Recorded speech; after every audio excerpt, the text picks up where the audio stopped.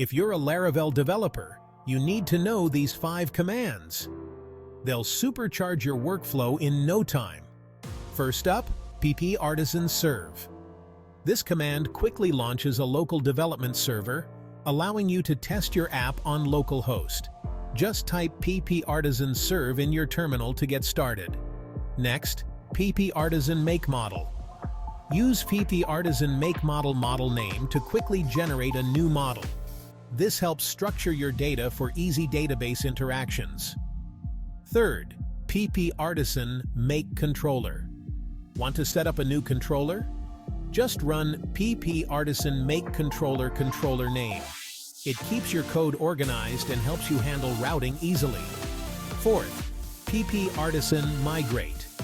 Easily create or update your database tables with pp artisan migrate.